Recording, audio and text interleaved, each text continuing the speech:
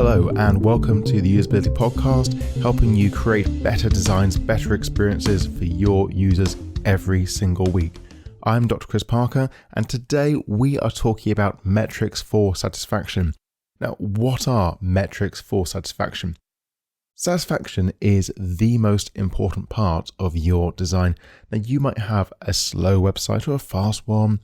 You might have the latest features. You might have all these amazing things going on, but if your users are not satisfied, if they are not really happy with the offering that you're giving them, they're not going to use it. And they're going to find something which is far better, because there's so many people out there right now creating stuff that people will find that alternative, they'll hook onto it and leave you in the dust.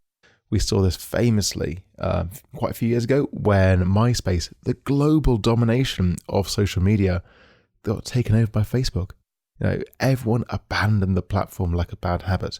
And now it's still there, but hey, let's be honest, no one used it. Satisfaction is the most important metric. And frankly, it can be hard for designers and managers to determine because we all live in our own shells. We make decisions on our design based a lot of the time on our own intuition and our understanding of the users.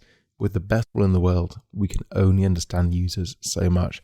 Once we push a design out there into the world, we don't always know how people are responding to it in the best way. Now, quite often, we'll go and get people to come in, we'll do interviews, do think aloud, we'll do this really often, have an agile system, try to build around and get a good feel of what's going on. But let's be honest, interviews do have a major drawback. Quite often, participants want to tell you what they think you want to hear. They go, oh yeah, well, I'm sure they want to know positive things. I'll tell them positive things, or I'll try and phrase negatives as if it's something that isn't too bad. And that really doesn't help the team at all. It can be quite difficult to get people into a phase where they're giving brutally honest advice. So design managers and team leaders have some real serious challenges. They need to be able to track their design's impact over time. So every year say, well, what's the design done? How's the app or the website or whatever it does, how's it improved? Can we prove to me that you're really earning the money we're giving you? And managers need to identify what areas need to be redesigned. So you're not just doing it based on your whim of a CEO, it's strategically making your website more satisfying all the time. And designers might be given a long list of features saying, hey, these are things you want to work on, but you got to prioritize your work, saying, you know what, we're going to spend 40 hours on this task because this is the one that's really drawing back satisfaction. If we can really nail this one, then everything else falls in place.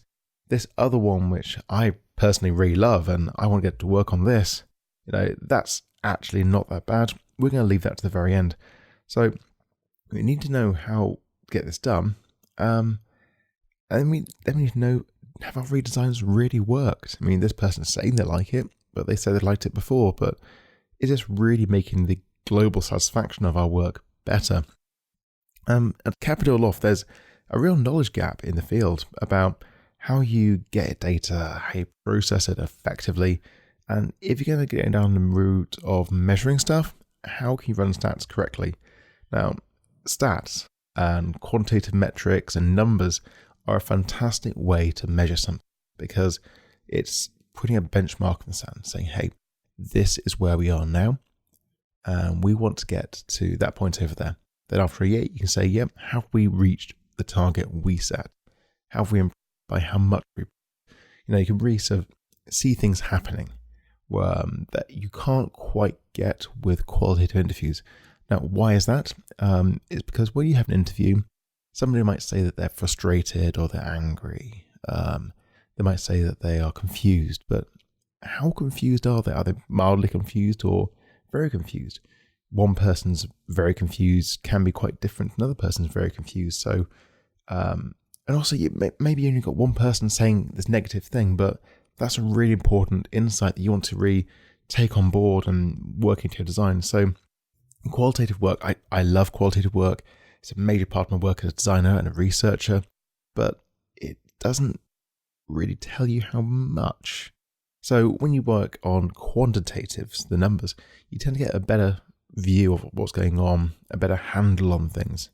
We're going to go into why in a second, but going to just backtrack onto that knowledge gap. So people have this knowledge gap about we don't know how to do this effectively. So the best way to do that is go on a short course somewhere. If you can find any kind of short course, online course, anything, take it about numerical data analysis, data science. These are really great things that are becoming more and more important. Now, luckily these days we have a great solution, which is YouTube. Just go on YouTube and you can find anything. In fact, I run a YouTube channel, Design E-Learning Tutorials. I'm going to link in the show notes about just lots of statistics and data analysis. So look below, you'll see a link to a playlist. Have a look on that and you'll get a really quick intro to dealing with numbers. So I recommend doing that. Another way, if you're brand new to the idea of working with numbers and metrics and maybe a bit scared and thinking, oh God, it's sounding okay. So I like the idea of having things that are measurable, understandable and quantifiable and trackable, but I'm not good at numbers. I'm not good at maths and I'm a bit scared to try. Don't worry, I got you covered. If you go to any library, any bookshop, you search for a book called The Tao of Statistics. And that's Tao as in Taoism, or Taoism, T-A-O. And that is the most fantastic book. Firstly, it's short. Secondly, written in simple language. But most importantly, number 3, it doesn't contain any numbers.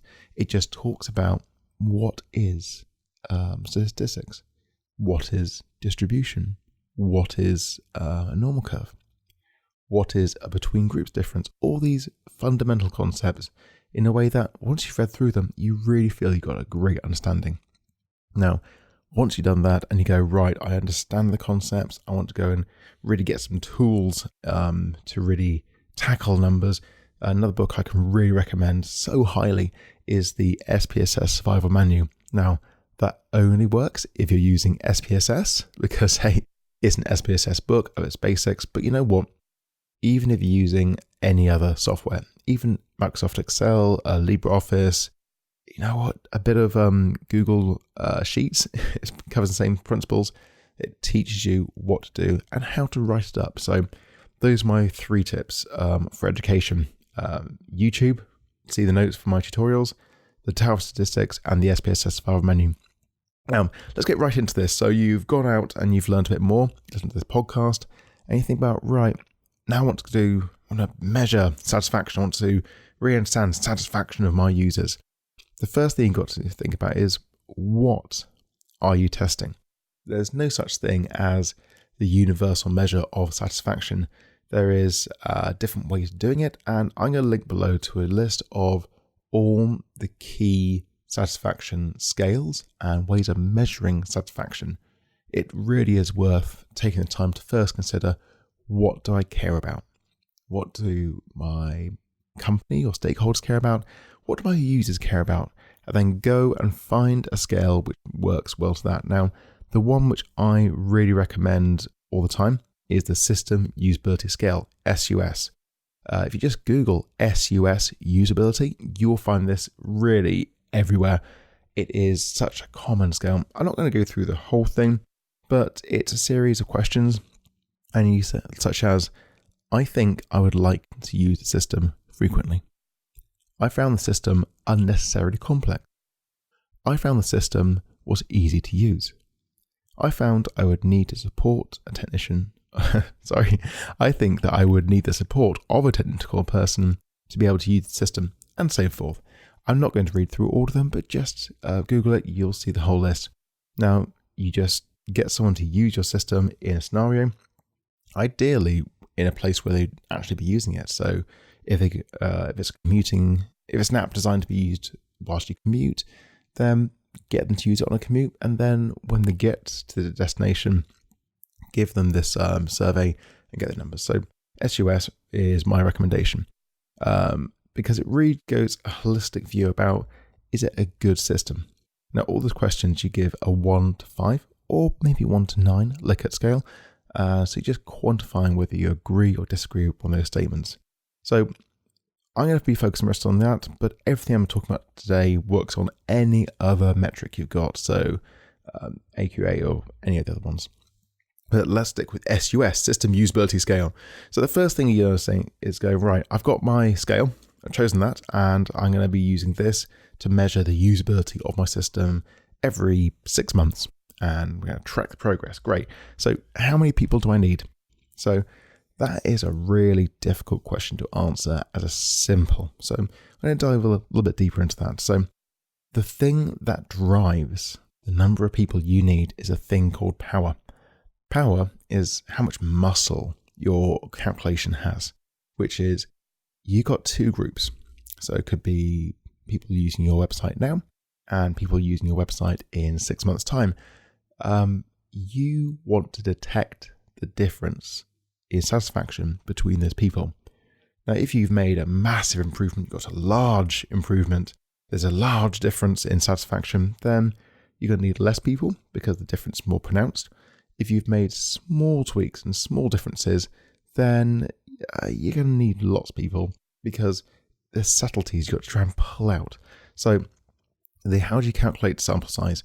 There's some free software called G Star Power. I'm going to link in the show notes about how to use this, how to download it, because without seeing it, it doesn't really make sense. So podcast format might not be the best one to go into this, but let's go take some general things. If you want to detect a medium-sized sample size, you need about 35 people per group. So if you're going to test your website now and then test again in 6 months' time, you need 35 people now and 35 people in 6 months' time. If you're going to be giving 2 alternative designs to people, it's the same people, then you can just get away with 35 because you're going to have those same people on 2 occasions. So you've still got 70 odd measurements, but it's split in 2, so it's all right. If you want to go into real subtleties, you might need a few hundred. Things that are really subtle are going to need like 1,000 or so. But if we're assuming that anything which is a medium difference, medium improvement, 35 is a good, easy to get number.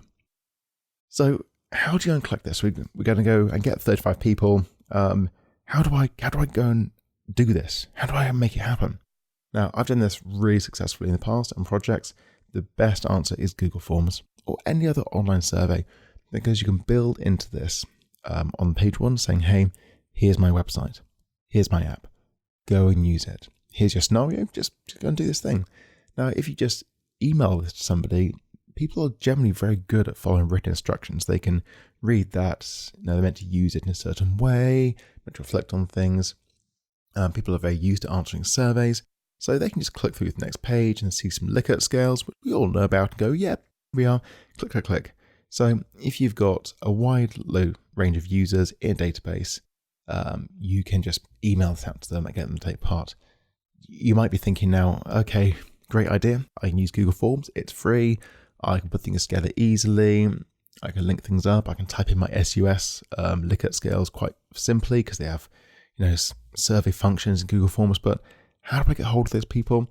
Right, that's going to be another question. We'll cover that in a different episode. So we're going to jump to the case and assume that you've got a mailing list of friends and relatives, participants, past people, stakeholders, all that lot. You've got a big email list. You can just push it out to them. Alternatively, you can follow people around with a stack of paper, print out some surveys and do it manually and ask them. That one is harder because you've got to get somebody to really go out there and be part of it. Time is money, time is precious. We probably don't have the ability for that. So I'd say, build the online form, send out to people, include them, and you can get your data very easily. So we've got our sample, which is going to be about 35 people. We've got our test, SUS. We're going out there. We've built our survey on the Google Forms. We've emailed out people. They've answered it. And we've got a big spreadsheet. And it's got lots of answers about, on a scale of 1 to 5, how much people agree and disagree with the question. We've then run a simple calculation on the data. Now, I'll go into this. SUS, as you might have heard before, it has positive, negatively worded phrases. So if you were to say, the question is, do you agree with this statement? I think I would like to use the system. And you say, yeah, I think I would. That's 5. I really want to use this. I totally agree. That's a positive number. Then number 2, I found the system unnecessarily complex. Hang on a second, that's negative. Now, if I gave a 5 to that, you're saying, yeah, I really think it was complex. I think it was over the top. I think you could make it simpler. So I'm going to put 1 because it's a really complex website. So now, sorry, got it wrong. I'm going to give it 5 because it's a complex website. So both questions 1 and 2, you give them 5 to, but they don't mean the same thing. So to work out the score of each individual question, if it's a positive worded question, such as question 1, question 3, question 5, etc., then you go their score -1. So that 5 becomes a 4. And then the negatively worded questions, you can say, well, I found the system less complex, that's 5. You go 5 minus that score. So 5 minus 5 is 0. So we got 4 for the first question and 0 for the second. So, as we know, that question 2, it's very, very complex. It's not satisfying, 0.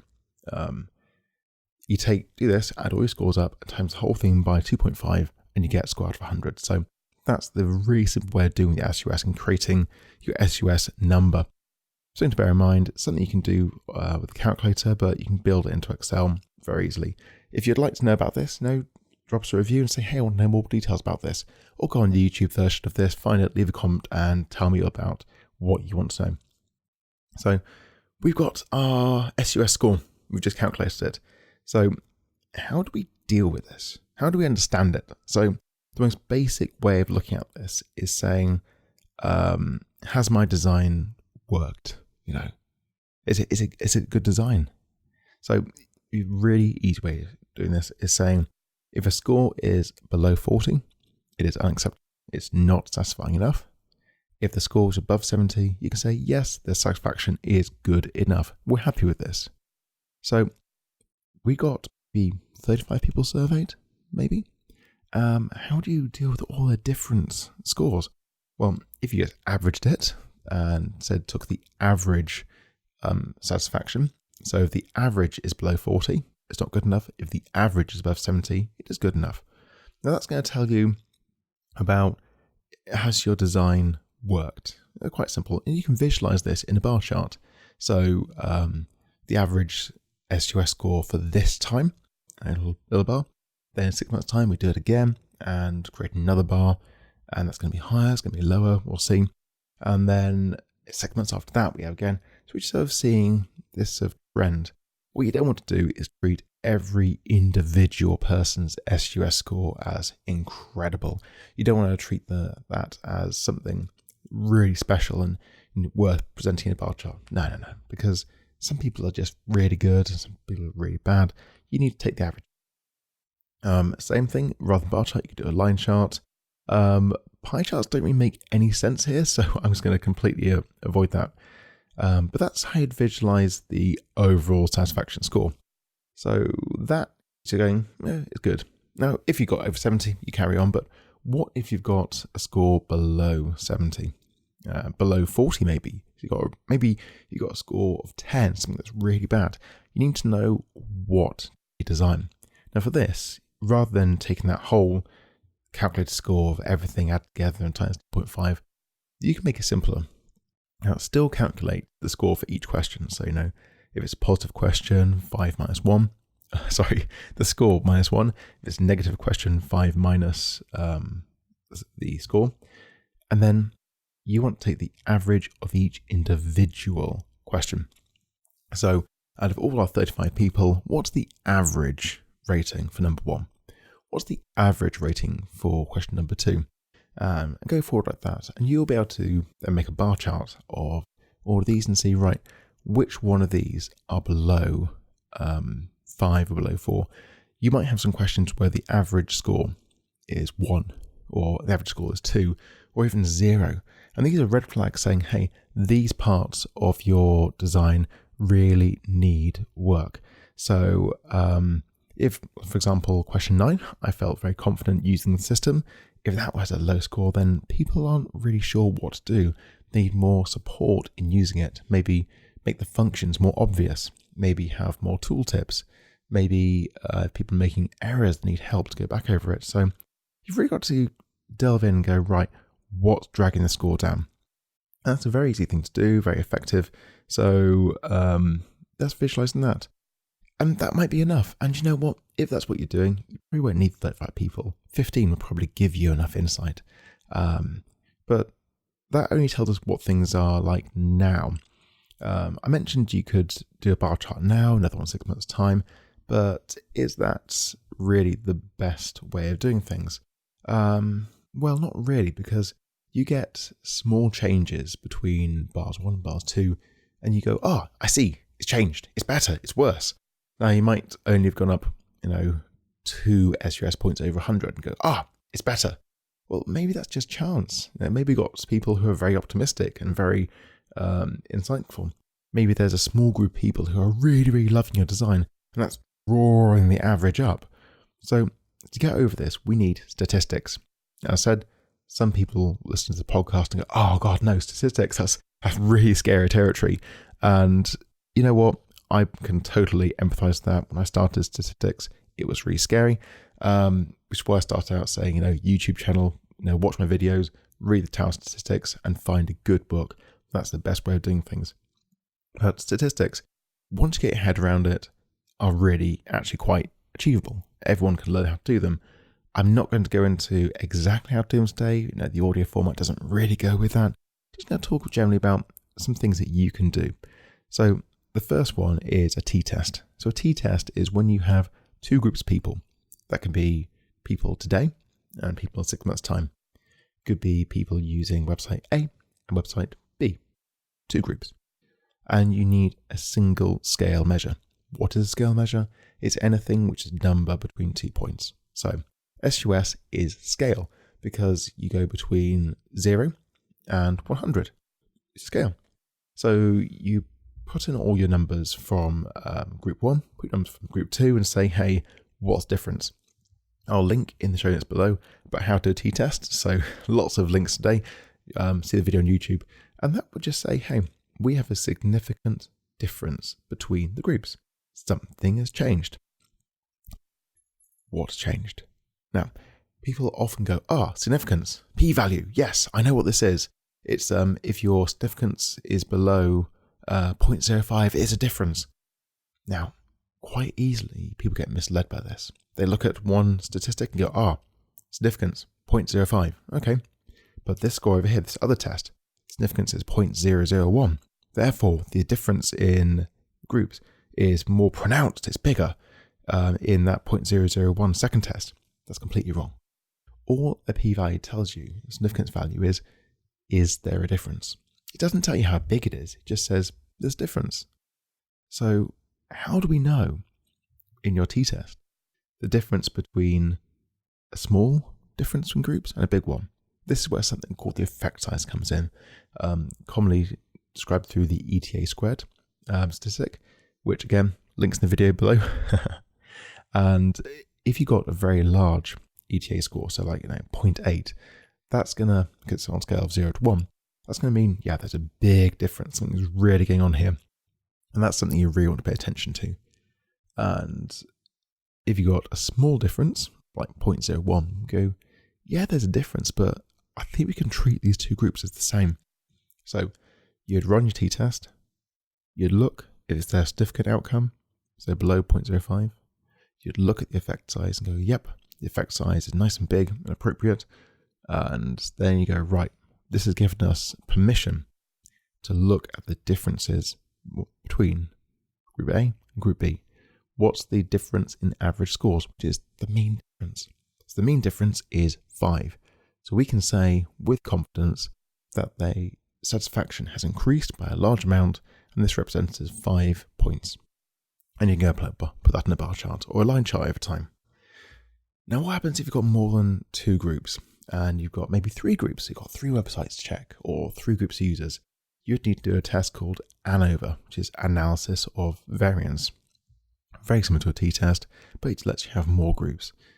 But what if you go, well, I'm not looking at the whole score, because t-test and over this whole SUS score out of 100. I want to know, firstly, is there a change between our two groups? And then what part of the SUS scale is driving that? What part of the satisfaction is bringing it up or bringing it down? For that, you'd have to look at MANOVA. And no, I'm not going to go to MANOVA today because we're getting very numbers and statistical, but there is that out there. So if you want to know more, I recommend Googling MANOVA. And hey, maybe I'll make a podcast on this, go into the dive of that. Anyhow, bring it back to something which is a bit more manageable for the average mortal. So we've done t-tests, we've found these things, we've got the effect size, we've got, yep, here we are, we can deal with this. How would you report this? Now, there is a really difficult thing about stats. They're written by mathematicians and not written by the average guy on the street. So when you think about writing them up, to be technically correct, you end up putting lots of numbers into a sentence. So I'm going to read one out here which I prepared earlier, which is something I actually used in my previous research. So a paired sample t-test was conducted on the differences between students' SUS score for the Yale Art School and University of Arts London websites. There was a statistically significant increase in SUS scores between website 1 and website 2. And then I start going into numbers and things. So when you're reporting things, you just start by going, look, I did a test between these two websites, tell satisfaction. There was a significant difference in the SUS score between website 1 and website 2. The effect size was large. Then put the number in. The mean difference was 20 points or whatever it happened to be. This means that that means that satisfaction has increased by 20 points in the last year. Or we could say website B has a 20% point increased satisfaction over website A. Therefore, website B is a better design to go for. Just keep it down simple. You can look at lots of examples of how to write up t-tests and bits and get super complex. And I know I'm guilty of that. Look at my YouTube channel, you'll see that. But just try and keep it as simple as possible. Don't try and bombard your reader with facts, because every time they see something really complex, they might think you're intelligent. They also think, I can't bother with this. Keep it simple. So what happens? We've done all this. Okay, let's bring it back to the start. So if you manage to pull this off, you go out there, you choose a test such as SUS, you sample people, you say, here's my survey, fill it in, you get the data, calculate it properly. You can use descriptives and bar charts, line charts to see what's going on. You can look at individual questions, say, hey, which part of my satisfaction needs to be improved? You could do a t-test to tell two groups apart and say, is something going on here? And by the way, if you had a non-significant difference or a very small effect size, you go, actually, they're both the same. We can choose either one or nothing's changed. But yeah, you do that. You have a metric which you can have confidence in. You can have confidence in the measured satisfaction that your users have. You've got a confidence that this is where we are now, and we know we're not where we want to be, but we know a bit more about how to get there. We have targets we can reach. We can say we're going to increase the score, this part of the SUS score, to an average of 4. That's where we want to be. We want to increase the whole SUS score by an average up to 70. That's where we want to be. And we're going to do it in this way. When you are testing two websites, you have confidence that website 2 actually is better. In what way? Why is it better? And then that drives the agile design forward. You can report this to management in a way which they understand, because you could measure success in business as being an increase in profits. Well, that's difficult to measure on a prototype or demo, because you've got to push it live to really get that going, and that's risky. So that's not so good. And by the way, also other factors increase the profitability websites. You might be selling jumpers, and you're expecting whatever sales based on last year's records, but this year it's really warm. People aren't buying jumpers, sales are down, and they say, "Wow, your website's really bad because the sales aren't as good." Oh, no, it's the weather causing that. So satisfaction is a great way of saying, look, we know it's better. This is something we know, which is not purely based on numbers, which is a bit fickle. Income, which is a bit fickle. So you can report this, you can show it, and you can really be strategic about what needs to be done over time. And also designers can start to prioritize the task and really start to make things that are better. Really start to understand how to increase the satisfaction, increase the ability of a website to do what it's trying to do. So that's where we are today. I really hope that this has been an insightful look at metrics. I really hope this has been an insightful look about satisfaction. And I really hope this has given you confidence to start thinking about going further with satisfaction. Use your interviews, use Think Aloud, but also think about measuring it. Think about bringing this numerical item into your discipline, expanding your skills, going out there, getting more training, and embracing this to become a better, more effective designer. So if you found today's useful, please subscribe to the podcast and give us a review on iTunes. If you're listening to this on YouTube, please like, comment, and subscribe. You can follow us on YouTube at Design eLearning Tutorials, on Twitter at UserGenDesign. I am Dr. Chris Parker. This has been the Usability Podcast. Thank you.